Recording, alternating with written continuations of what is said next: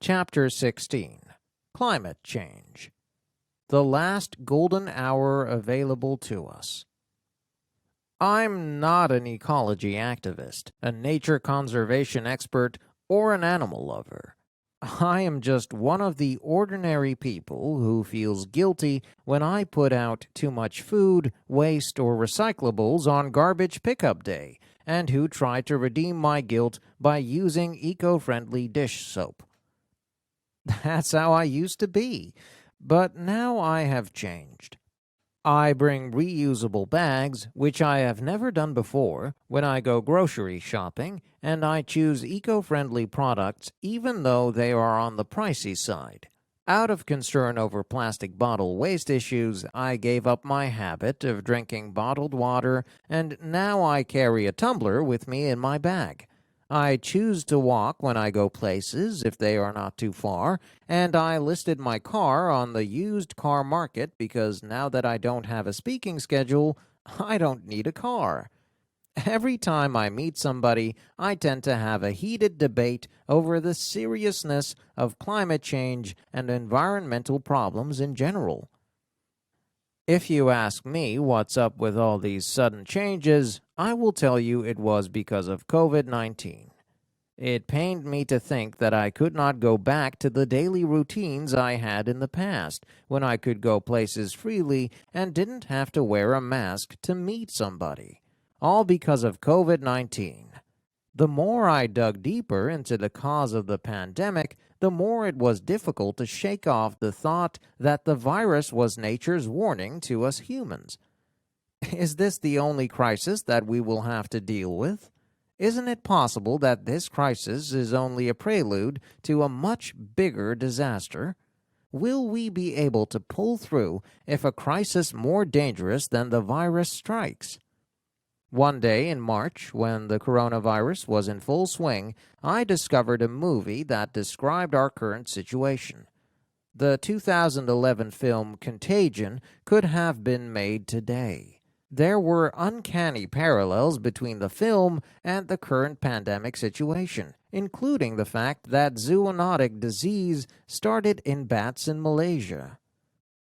In the movie, the first confirmed case is traced to a restaurant in Hong Kong where a pig that had eaten the manure of bats was cooked and served. Before long, a staggering number of confirmed cases were reported along the flow of the virus carrier's traffic in airports, buses, hotels, and houses before the virus spread around the world in a flash. The movie goes on to show how it is possible for humans to change into monsters when faced with a contagious virus, as people struggle to control the virus through such measures as self-isolation, tracing, shutdowns, mass burials, severed human relationships, suspicions of others to the level of terror, and the selfish instinct for survival. In fact, the movie described exactly what is happening today. We are the root cause of coronavirus.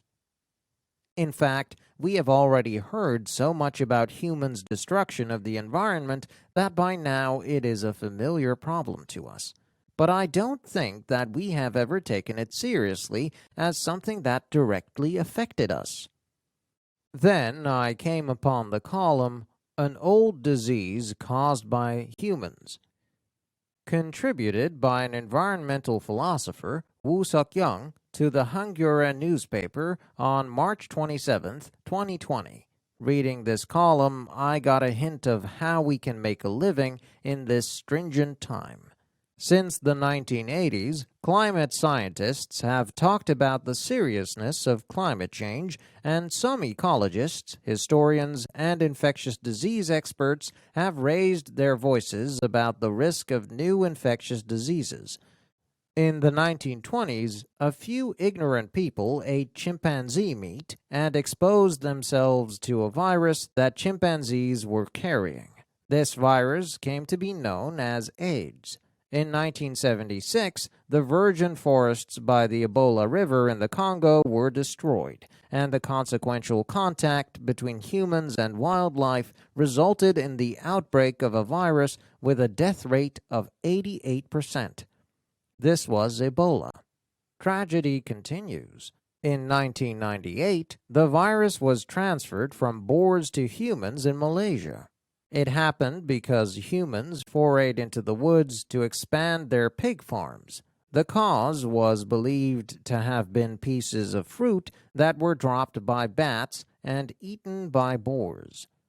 There are many other contagious diseases, and humans are always found in the background of most of these diseases. We must quickly wake up to the fact that the more we destroy the forest and disrupt the conditions of nature, the greater the danger we will be exposed to. Human destruction of the environment was the cause of all these infectious diseases. Jeremy Rifkin, the most influential social thinker and futurist of our time, recently claimed in an interview with the media that climate change was the cause of all these pandemics. He pinned the blame on the destruction of the ecosystem that had resulted from the disrupted circulation of water, human invasions of wildlife's territories, and the consequential migration of the wildlife. He also predicted that more infectious diseases will strike us in the future. It is terrifying just to hear his account.